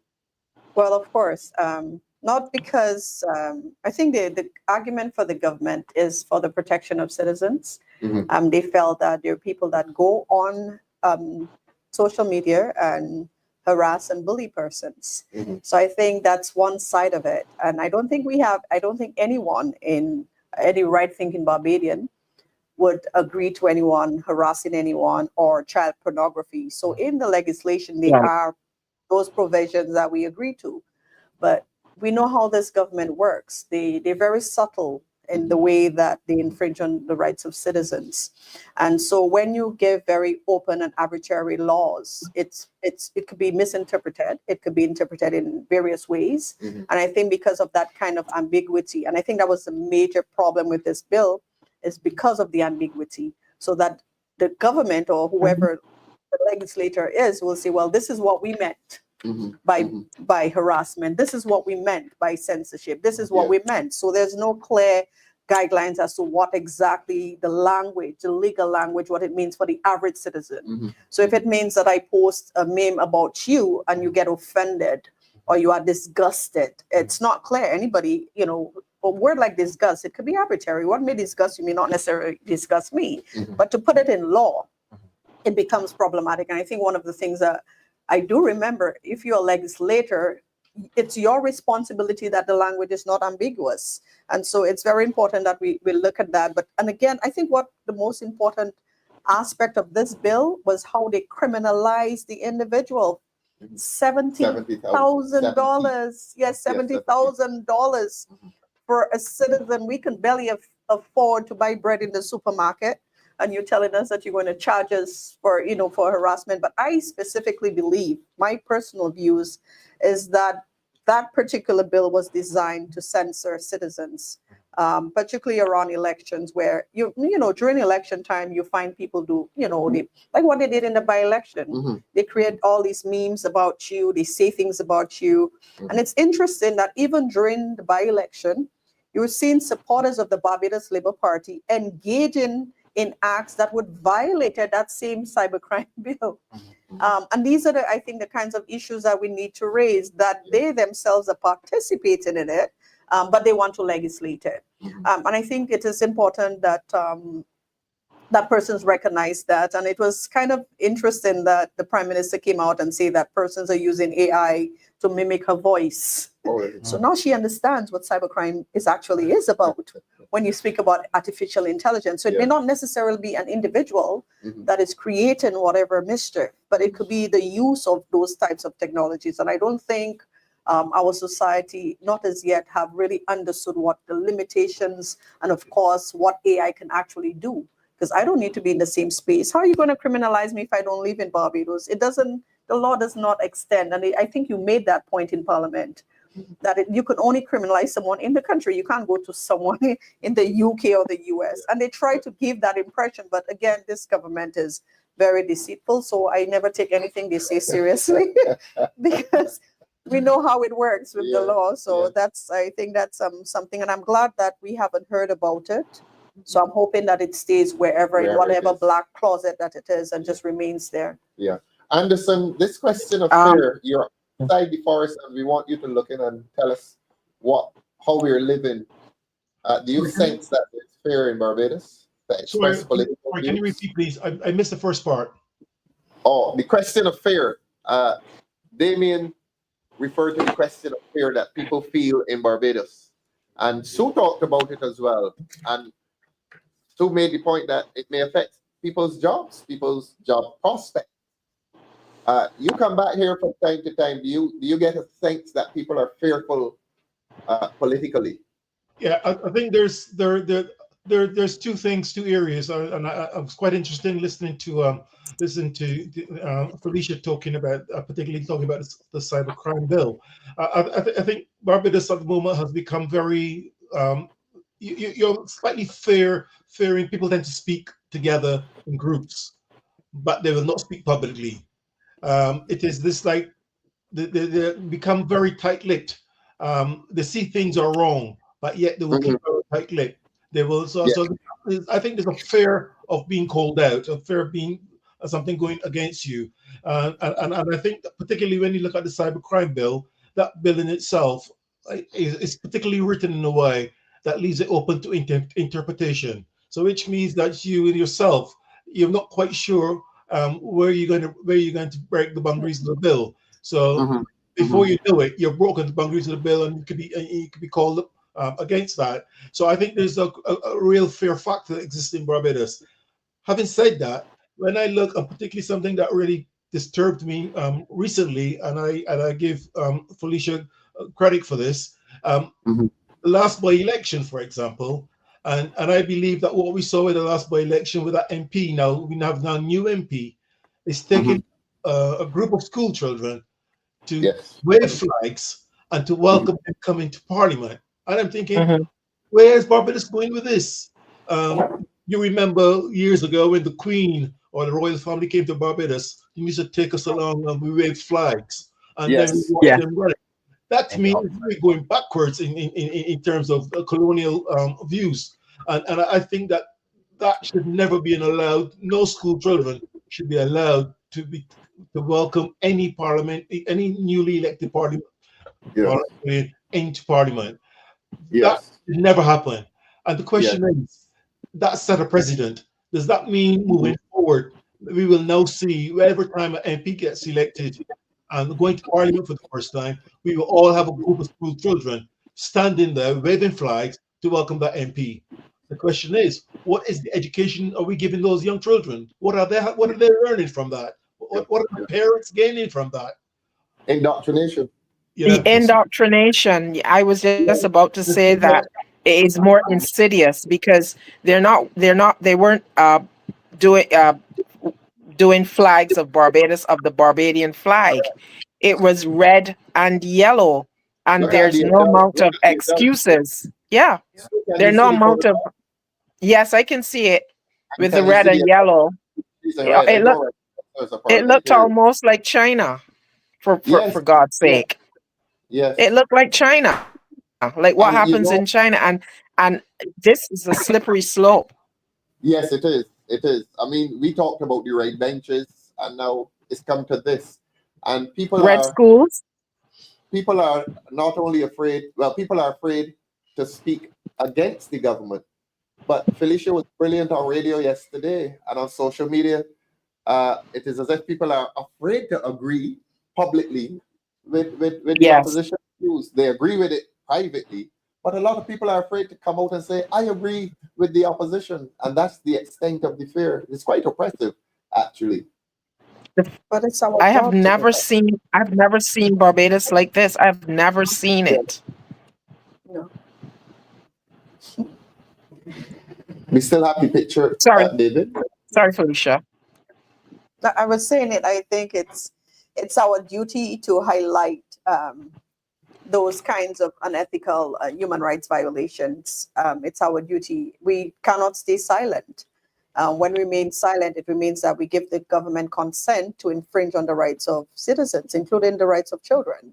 And I think one of the major concerns about that is that the minister should be again reintroduced to the Education Act, because clearly he does not understand the Education Act. It gives you very clear guidelines as to what is your authority and your mandate over the school children Yes. and the premises. Most of us do know that when a child enters the school premises, that the principal, the Ministry of Education, they have legal guardianship, more or less. And one of the things that you will see when you see something like that, you have to speak about it. Because when we see children are vulnerable. And if and this is one of the things that we did speak about, that it infringes on their rights of expression. Can a child in that condition or in that environment or in that space feel safe enough to say, well, I don't want to raise that red flag? What does the red flag mean? What does the yellow flag mean? Elections was over on the 21st, but it seems that we're still in campaign mood. And this is something that we really need to speak about. And I think what is very concerning is that we have a CEO of education who is endorsing that kind of behavior, who is also around with the minister, canvassing with the minister, more or less, because I think as a civil servant, her role is to ensure that these kinds of matters does not occur. And in open view, and I'm glad that the press took that photo, because they would have denied that it actually happened. Yes. And I did read an article where the press made a statement that the children were raising national flags. And as you can see, there's no, I don't know, well, perhaps the national flag has changed. But as far as we know, that is not the national flag. And I think the people of Barbados will hear me sooner in the future on this matter, because this is a clear violation of children's rights. It violates UN conventions on the rights of children.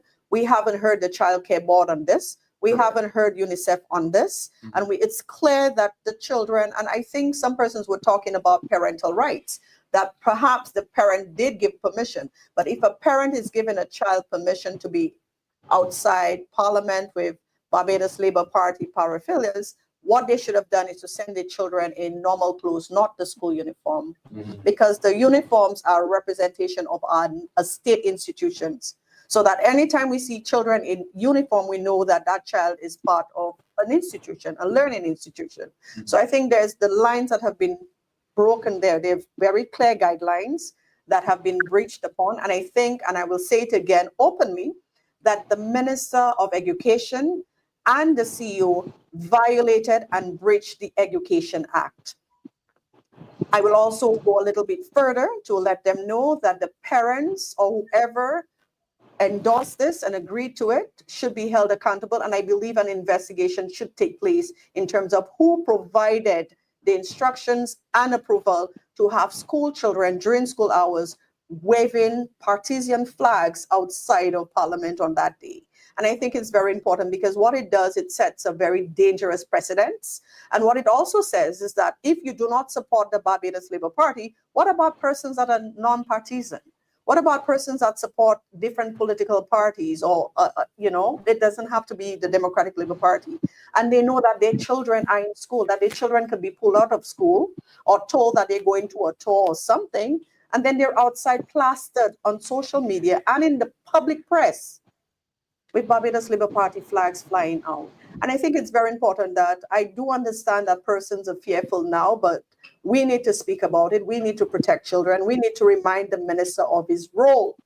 And if he does not understand it, I think he will learn it very, very soon, because these are not the kinds of matters that I would like to see. I don't like to see when children are taken advantage of. And this is not the first time that this government has done that. We saw it under Kay McCauley when she had the IDB survey, when they ignored the rights of children and parents. And we've seen it again, where children's rights have been infringed upon, and we're not hearing anyone speaking on those matters. And it just brings me back to something I wanted to add.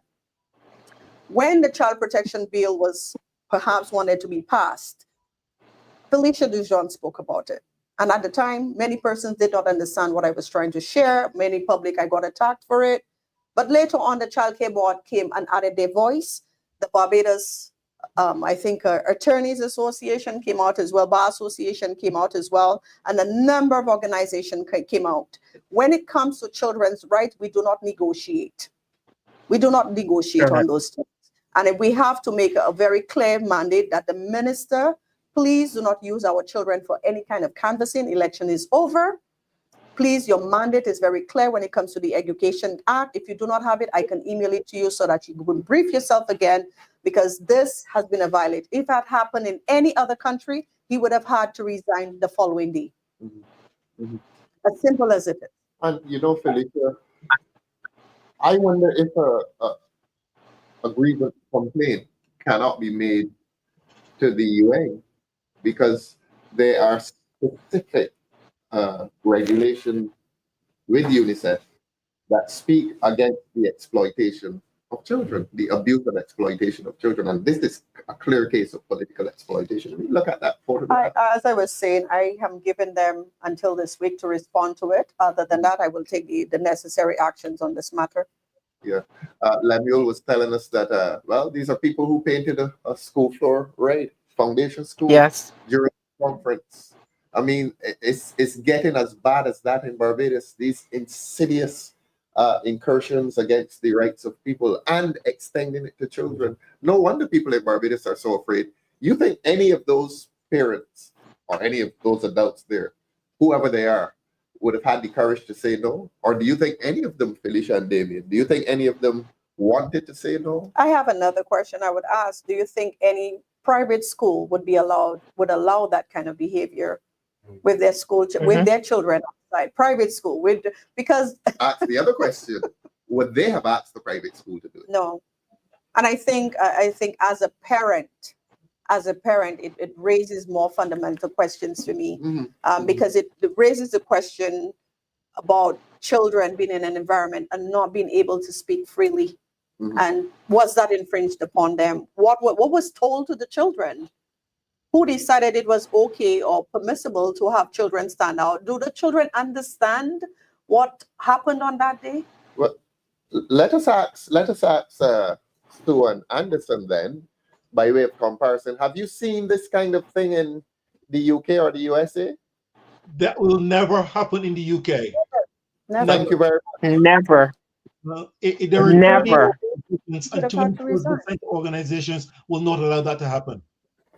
It's happening in Barbados. No, Why? because it's allowed to happen. People aren't, and parents aren't speaking out. As you said, they're scared. And we can't forget Springer Memorial. Yes. And one But this would never happen in the US, no. Well, this is for Anderson particularly. A parliamentarian got up in Parliament and said the Ministry of Education could not be held responsible for what happened at Spray Memorial. I had to remind her that under Westminster, the minister would have had to resign if something like that had happened. It has nothing to do with direct participation. It has to do with responsibility. You bear responsibility for anything that happens in your ministry under your control. But I And just so want by to, convention, sorry, Felicia, I by just, convention. I just Yeah, want you to go. remind them that the Education Act is a law. Mhm. It is a law. It is not just some random policy. It is Yeah, law. yeah. And if you breach that law, there are repercussions for it. And this is why I'm saying to the public, there was a breach of the Education Act. And if they read the guidelines or the mandate of a minister, you will see exactly what I mean. And as I said before, I am giving the Ministry of Education some time to investigate. I'm saying this week to investigate this matter, because somebody has to account as to what and why this happened on that day. Somebody has to make an account of it. We do not have a problem with children understanding civic engagement and political structure. We don't have a problem with that. We do not have a problem with the children going in and congratulating the minister. This is wonderful. This is our people.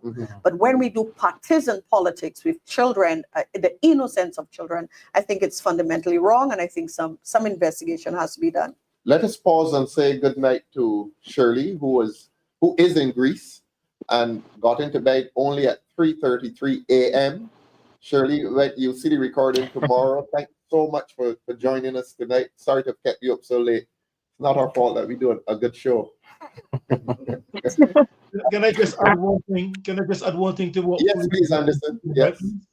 For many years, I've been a member of the Children's Safeguarding Board, and as a member of the Child Safeguarding Board here in the UK, the Child Safeguarding Board have a responsibility for the safe and well-being of the child, and making sure that there's no abuse of child. I'm sitting now. I'm sorry, we weren't here. You do what board is that? Sorry. You said you were a member of a board? Yeah, the Child Safeguarding, the local Child Safeguarding Board. Ah, thank you. Thank you. And the local Child Safeguarding Board has a responsibility to ensure the protection, safety of a child. What I saw with my hat on, looking at that picture, that was clearly an abuse of the children. And therefore, the Barbados local Child Safeguarding Board should have been picking that up and acting swiftly to amend what has taken place. Yes. Vihoy is reminding us that the child care advocates, Vihoy is in New York, would have gone crazy and the media would have been at it every minute of every day. I agree with that. The networks would have had some free news over 24 hours. I have a question. Yes, Rod. please do.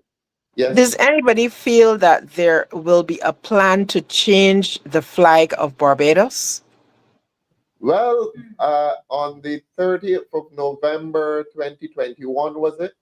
They attempted to change the name of Independence Day to Barbados National Day. All of the other Caribbean countries that have gone republic do a Republic Day that is separate and apart from Independence Day. For some reason, we wanted to the government wanted to obliterate Independence Day and call it Barbados National Day. So you start with the name, and then perhaps next you go to the flag. Anything goes. Lemuel was telling us about painting the floor at Foundation School Raid. These children are accompanied by people in raid. You're painting the benches all over Barbados Raid. You go to Oystins and you paint Oystins in raid. And of course, one of the BLP slogans is paint the town right. And one used to think that it was a harmless slogan. It has now become literal. I am very suspicious of that act with those kids and the yellow and red, the yellow and red pieces of flags. I am very suspicious of where she is going with that. Suspicious is an understatement, Sue. We should be fearful as to what is happening to this country and what is happening to our young people. These are what? 8, 9-year-old children. It's almost the young, they go behind. They're like sponges. They're taking everything. And red will be the color of choice for them.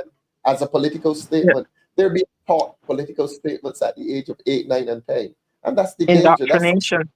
Yes. And that's not only indoctrination, but it is exploitation. As Felicia said, of a vulnerable human being. They cannot process politically as we do. As far as they're concerned, these are nice, famous people hovering over them at a big building called Parliament. Yeah. Let us move to the Dominica. Man, you've been so good. Let us go to Dominica. The issue with the Prime Minister having spoken at a partisan rally in Dominica. You've been a little quiet, Damien. Yeah, I was waiting for Bringing this out a issue. Yeah. political rally. I was waiting for this Hollering. issue. So when I last checked, I don't think that the Treaty of Chaguaramas has been repealed, has it? No, it hasn't been. Look So at it when today I- myself. So Thanks. when I was Lovely looking at the perspective. functions and the powers of the conference itself, Yes. they are the supreme organ of the community. All right. You want to give Sue and Anderson the facts before you go into the law? Tell them what is happening in relation to the Dominica issue.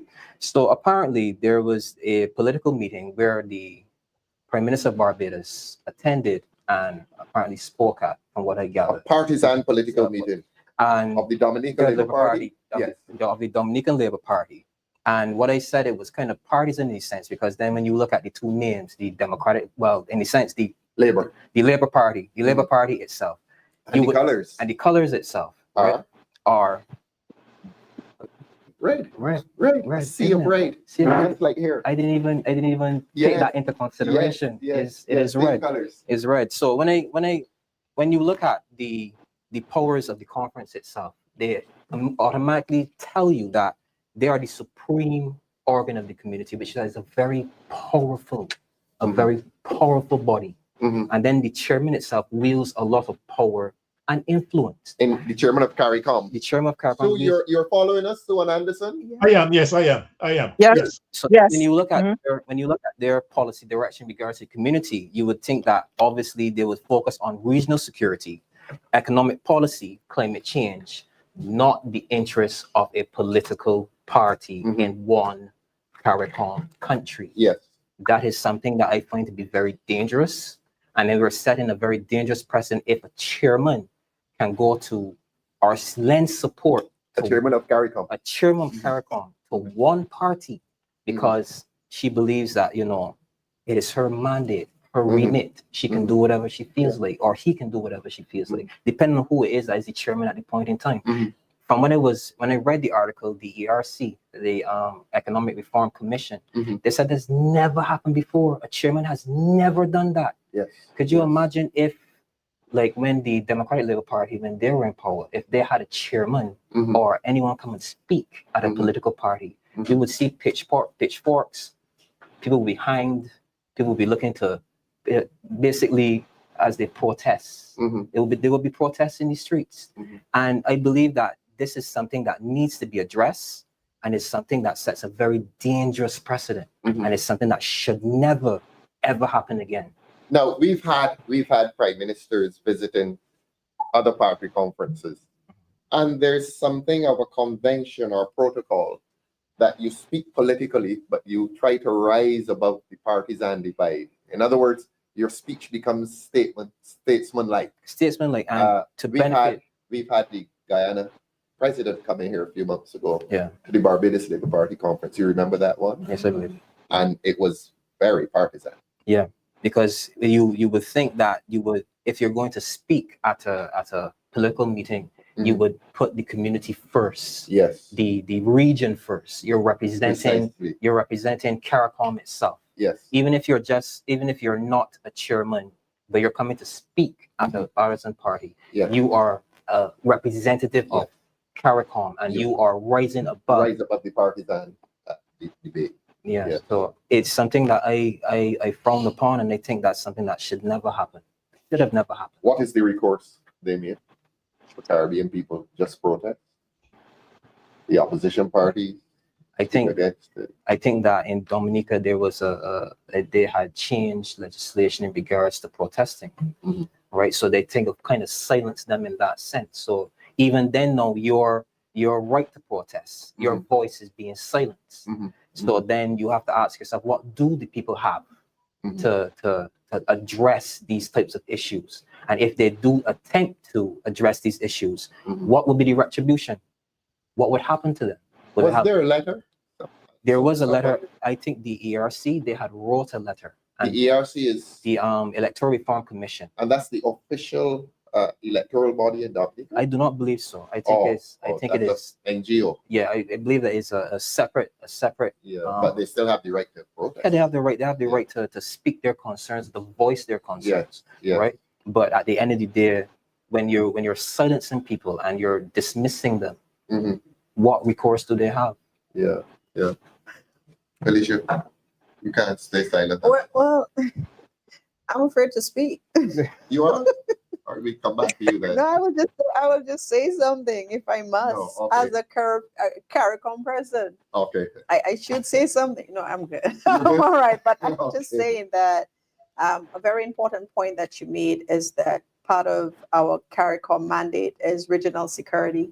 Yeah. And as we've seen in terms of high levels of crime, not only in Barbados, but in other territories, the RSS had to intervene on those matters.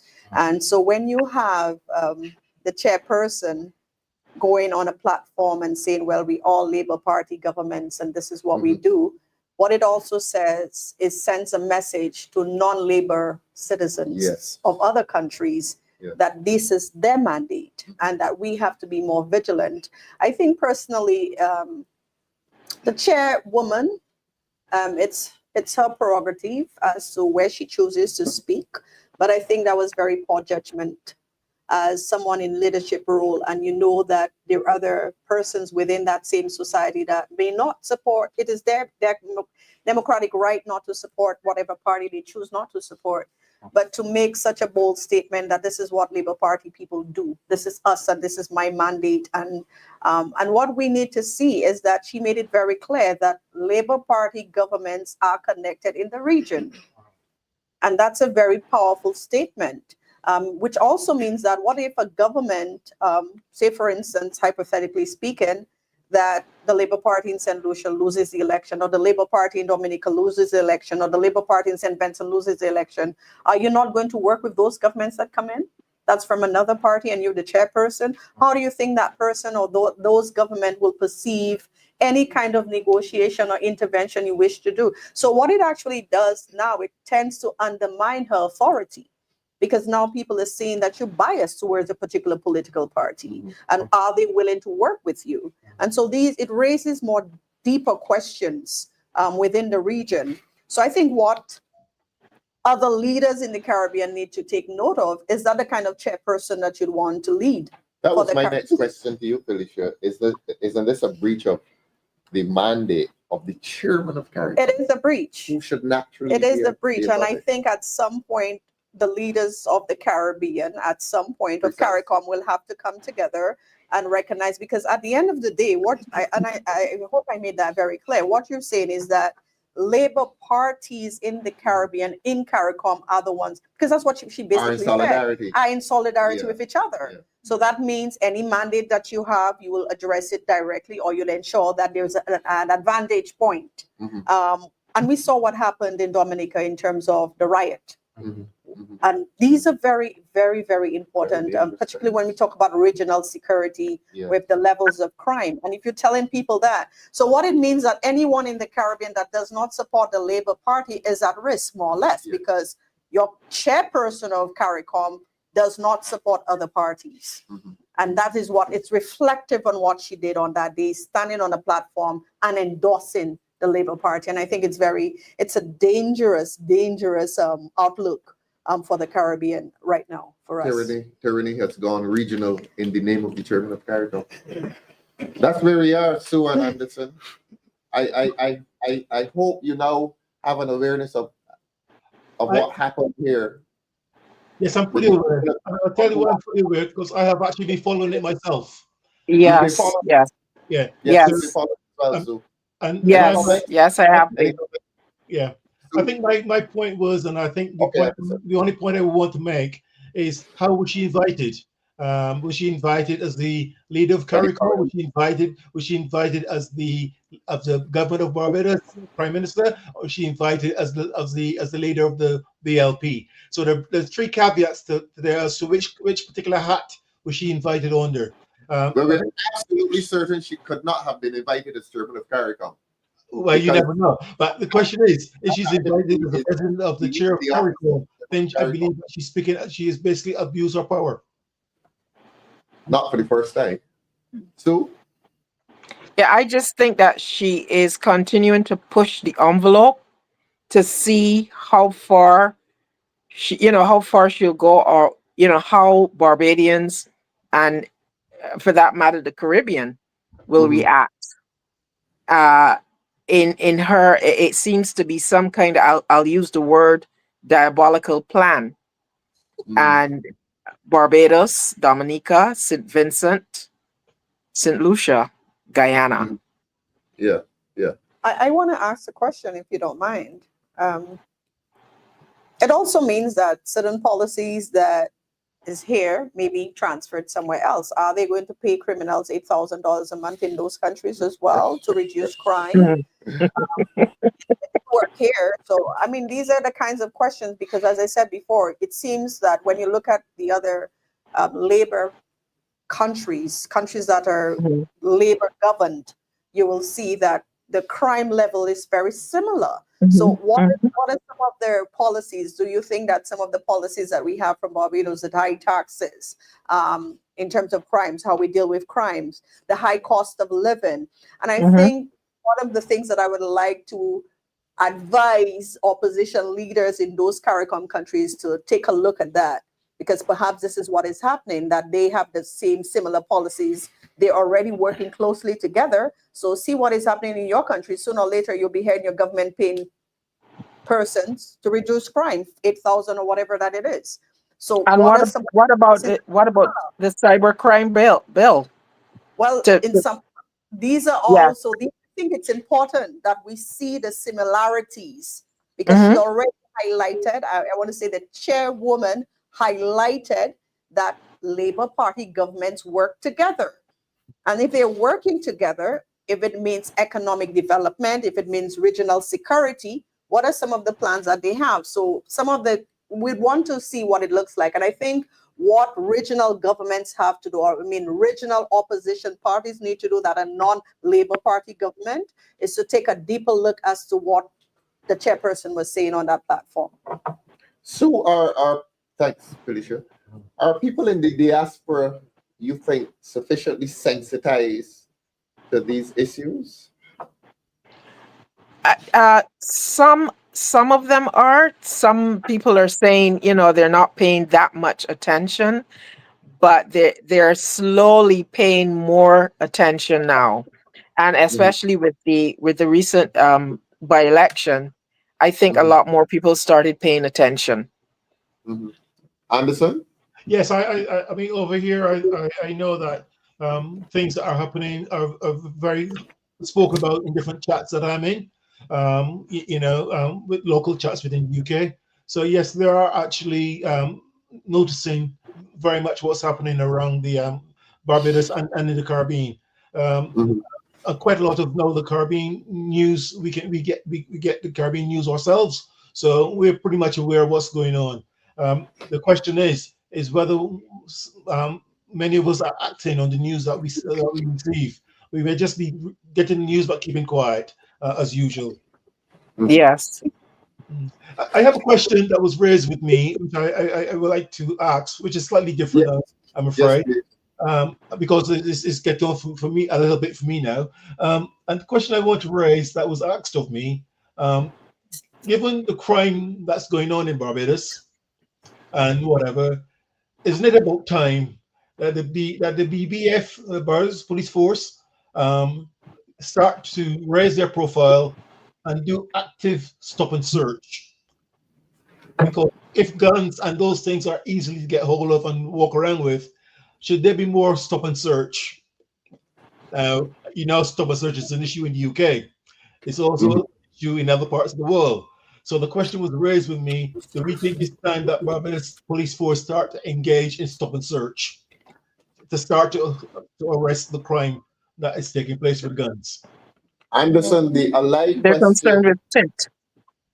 Yes, the allied, we were to come to tint, but the allied question, Anderson, is this. And I hope I'm not breaching any national security secret, but as many persons are recruited into the police service, a lot are leaving. I think there was a case in which we recruited 50, and within a year, about half of them had left. And I'm not talking about people who retiring and leaving. I'm talking about young police recruits spending a few months in the police service and leaving.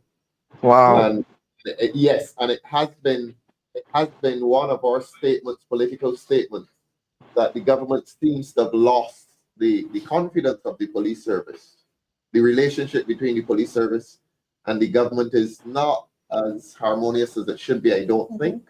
They have been treating the police service very badly in terms of remuneration, in terms of delinquency, in relation to the payments of money owed. They paid them only when we mentioned it on the platform during the last by-election.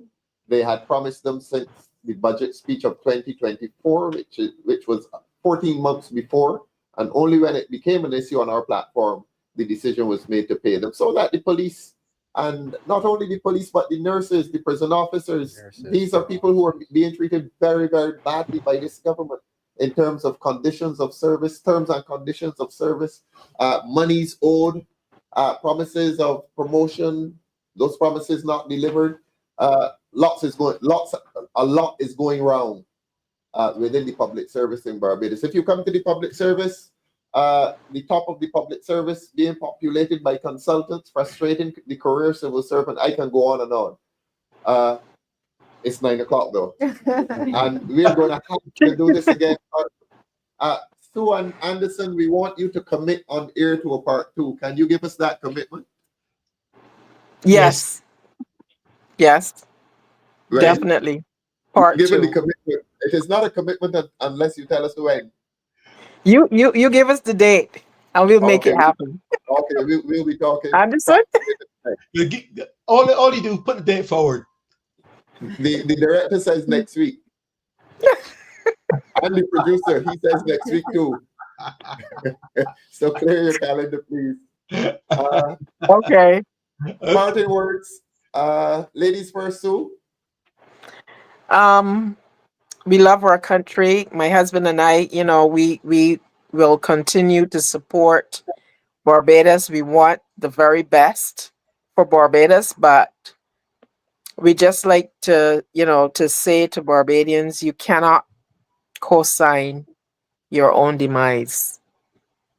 Thank you. All right, let's come to the local panel. You go first, Damien. Parting words. You were excellent tonight, as always. I want to say to my my fellow Barbadians and my fellow Democratic Labour Party members that this is going to be a long haul fight, and it's either you're in it or you're out. Yes. And if you want to see change, you have to be in it, and you cannot be intimidated. You got to keep strong and fight the good fight, and someday we will prevail. Thank you. Thank you.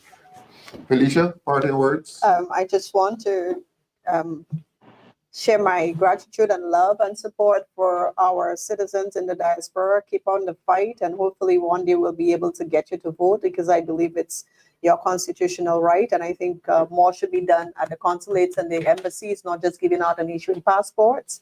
And so I have told the Barbadian citizens, we need to continue to remain strong. If you don't think that you have a voice, you are sure to call us at the opposition or the Democratic Labour Party so that we can stand up on your behalf.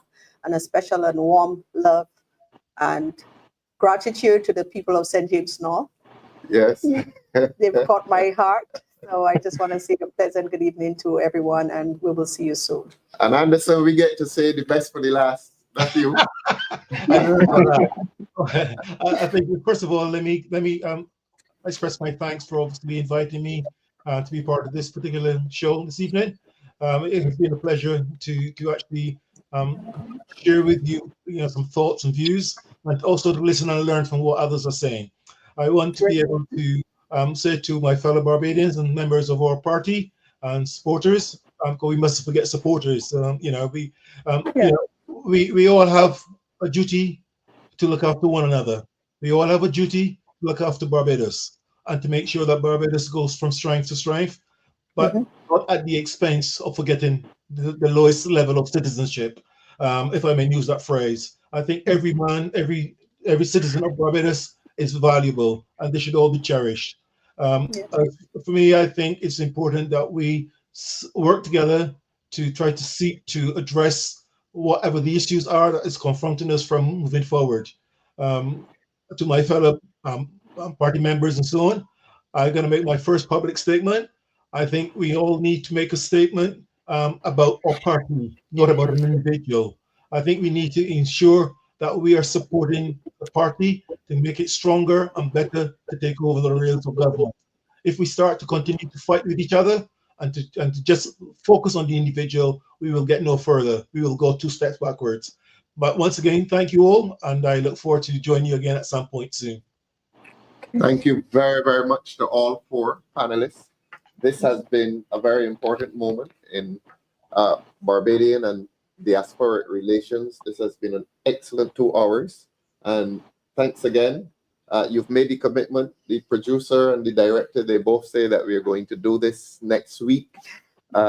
Please, Sue and Anderson, feel free to bring along some persons with you. This is an important step. Yes, please, I mean that. This is an important step in mending these various societies together through good people. So thanks again. And Thank good night. you all. Thank you, everybody. Thank you, everybody. Okay. Thank you and good night. Bye-bye. Good night. And watch us on Thursday. We'll be seeing you on Thursday night. You vibes. Yes. Thank you. Have a good night, everyone. Good night, everybody. Thank you. Okay.